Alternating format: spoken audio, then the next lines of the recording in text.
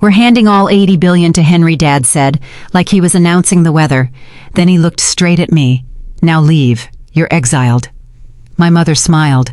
My brother adjusted his cufflinks. I could hear the air vent humming above us as I asked the one question nobody expected. "So you sold the company without my patents?" Mom gave a little laugh. "We sold our business." Across the table, the buyer stopped writing.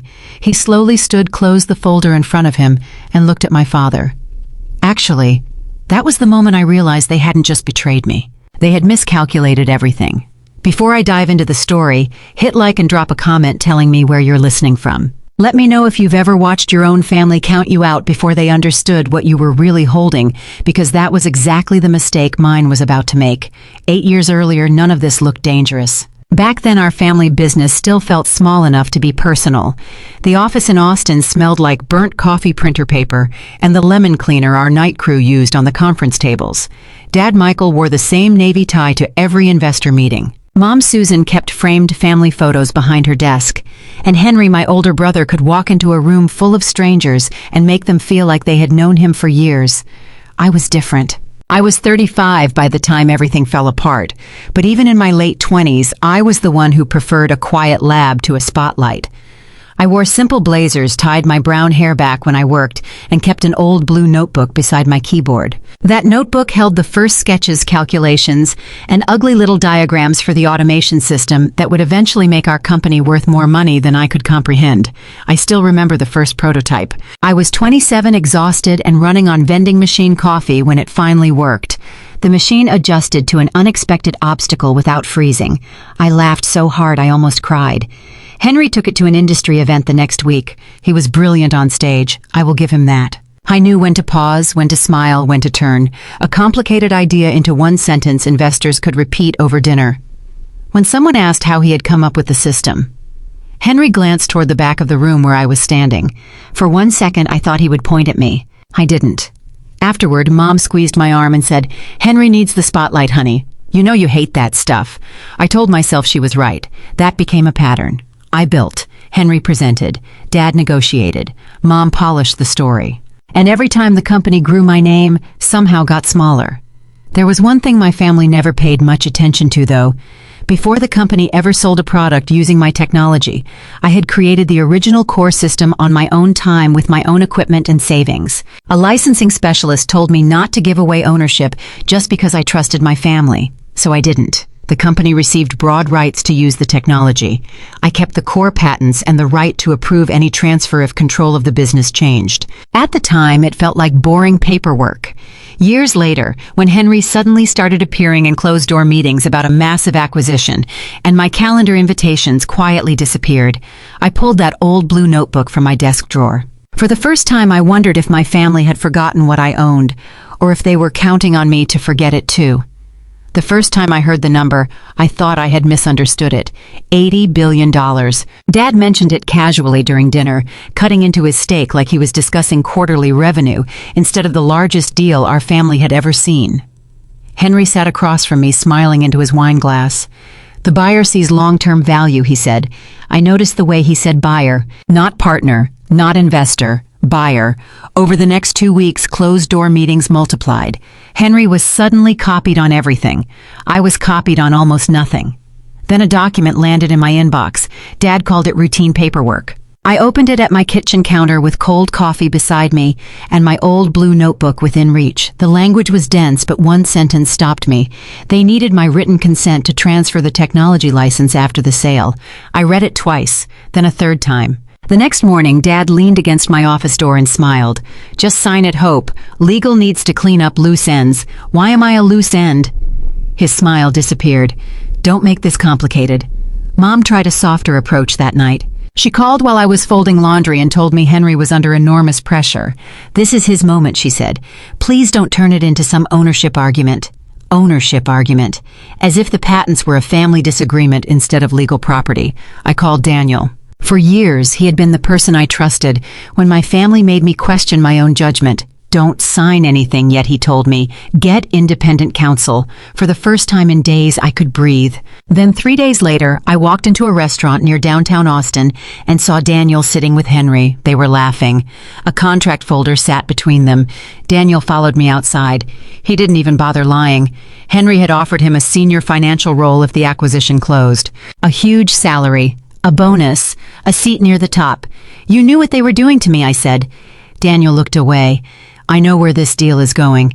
That hurt more than I expected, so I found Claire Morgan. She read the license agreement in silence, then turned it toward me and tapped one paragraph. Your family can sell their shares, she said. They can sell the building's contracts equipment brand, but they cannot transfer your core patents without your consent. I stared at her. What happens if I don't sign? Claire leaned back. Then they have a very different company to sell. That was the moment something shifted inside me. I still didn't know how far my family was willing to go, so I decided not to warn them. I wanted to see what they would do when they thought I was still too obedient to fight back. Once I stopped pretending everything was normal, the pattern became impossible to miss. My calendar changed first. Meetings I had attended for years disappeared without explanation. My access to certain internal reports was reduced. Henry started walking through the engineering floor with people I had never met, introducing them as if he had built the place himself. Then Dad called me into his office. A single envelope sat on his desk. $50,000, he said. Clean exit. No drama. Inside was a severance agreement. I would resign, quietly sign the transfer consent, waive future claims, and agree not to discuss the circumstances of my departure. I looked up at him. You want my patents for $50,000? Dad's jaw tightened. I want you to stop acting like this company revolves around you. That sentence followed me all the way home. Claire told me not to respond emotionally, so I didn't. I declined through counsel. That was when Mom's whisper campaign started. At first it was subtle. Hope is overwhelmed. Hope is taking things personally. Hope has always struggled with pressure. People who had spent years asking me to fix impossible technical problems suddenly spoke to me with careful little smiles, like I might break if they used the wrong tone. Then came the gala. It was supposed to celebrate the coming acquisition. The family estate glowed under warm lights. Glasses clinked. A jazz trio played near the terrace. Investors stood beneath framed photographs of our smiling family, while servers carried trays of champagne through rooms I had grown up in. Henry was everywhere, shaking hands, laughing, accepting congratulations. Mom introduced him to one group as the driving force behind our technology. I heard every word. I said nothing. Then I saw Megan carrying presentation folders near the dining room. Henry stopped her. You missed a formatting issue in one of these, he said loudly. Megan flushed. I used the version I was given. Henry laughed.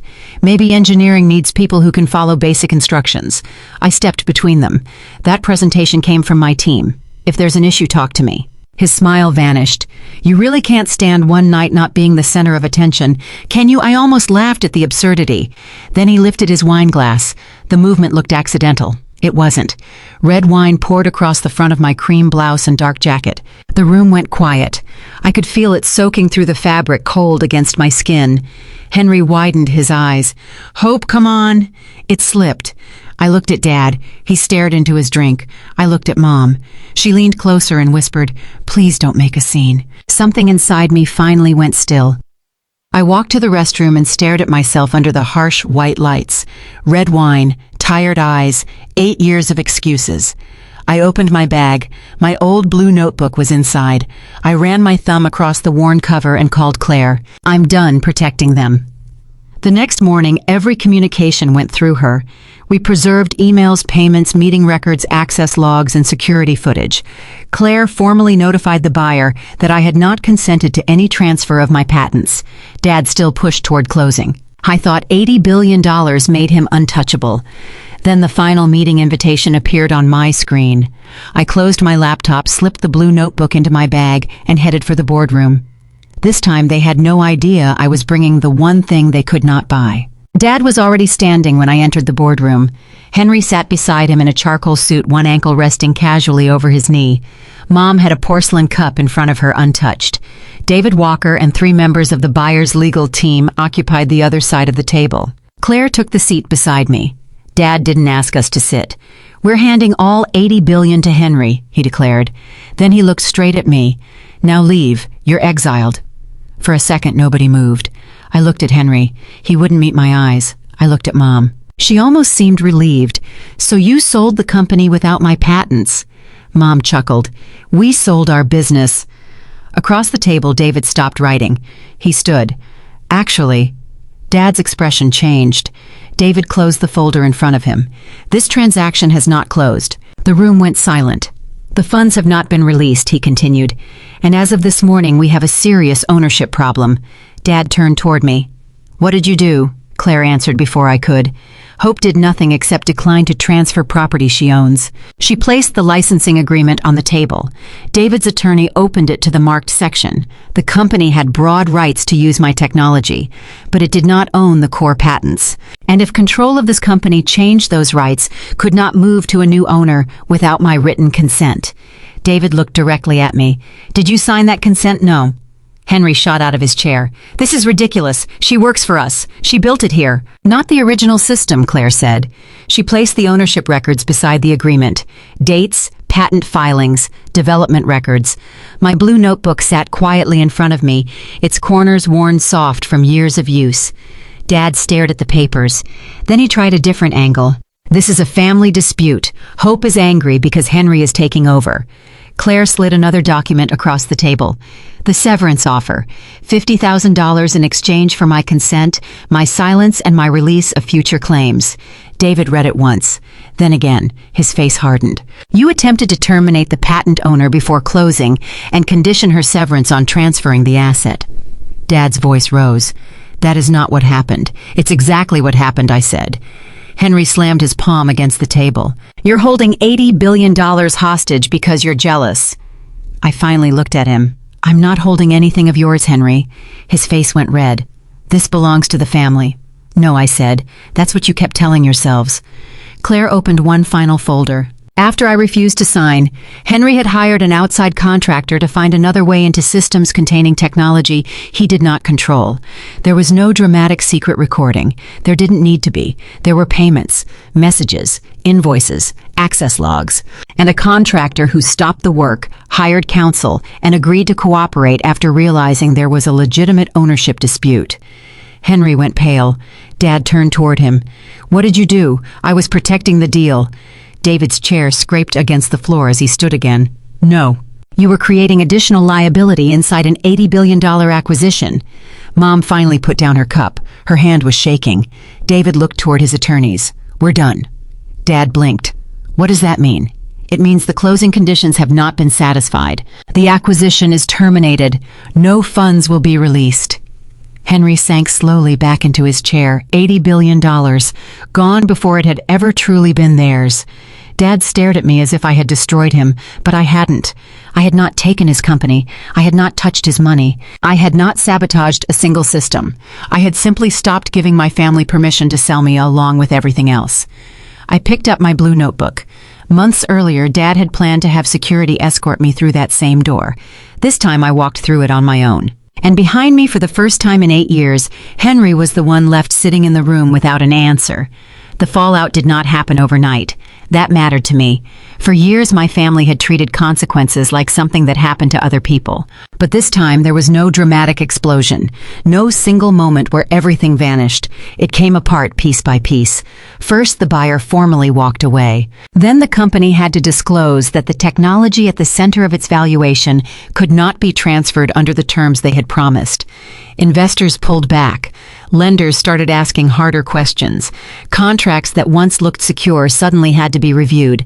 The company was still worth something, just nowhere near what Dad had convinced himself it was worth. Within months, Michael Bennett was no longer running it. He resigned after a series of legal disputes, mounting debts and pressure from people who had once treated him like the smartest man in every room. Mom took it worse than he did. Susan had always controlled the story. She knew who to call, what to say, which version of an event made our family look polished and united. But legal records are stubborn things. So were emails. So were meeting notes. Once enough facts became public, people stopped repeating her version of me. Hope was emotional became Hope had refused to sign away her patents. Hope was difficult became Hope had asked for independent legal advice. Hope was trying to destroy the family became Hope had protected property she legally owned. For the first time, Mom could not edit the narrative. Henry lost his position not long after. The outside access issue became part of a formal investigation, and the people involved had lawyers of their own. I stayed out of it. Claire handled what needed to be handled. I did not call reporters demanding Henry be ruined. I did not celebrate when companies stopped returning his calls. The truth was enough. Daniel reached out 6 months later.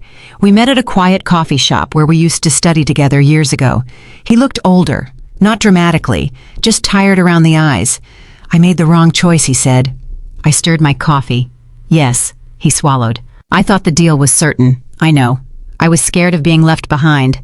That almost made me smile, so was I. He looked at me then, maybe realizing how ugly that excuse sounded when placed beside what he had done. I want to fix this. I shook my head. I don't hate you, Daniel. His shoulders loosened. But I don't trust you either. They tightened again. I left before he could turn an apology into another negotiation.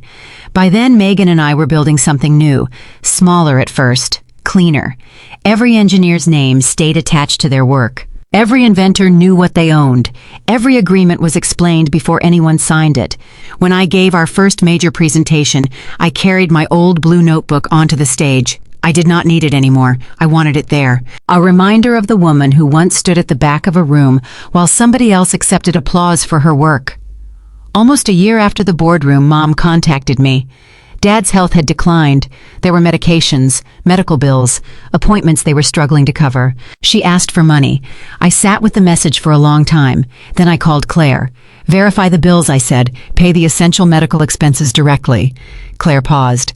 And your parents, they don't get access to me. I did not send cash. I did not demand an apology. I did not reopen the door. That evening, I stood by the windows of my new office looking over Austin when Megan called from the conference room. They're ready for you, Hope. I picked up the blue notebook. This time when I walked into the room, nobody was waiting for Henry. They were waiting for me. I used to think family loyalty meant staying quiet, giving more, and forgiving faster. I was wrong. Love does not give anyone ownership over your work, your future, or your peace. Henry lost an $80 billion deal, but that was never my real victory. My victory was walking away without needing my family to admit what they had done. Sometimes the strongest boundary is simply refusing to return to the place that broke you.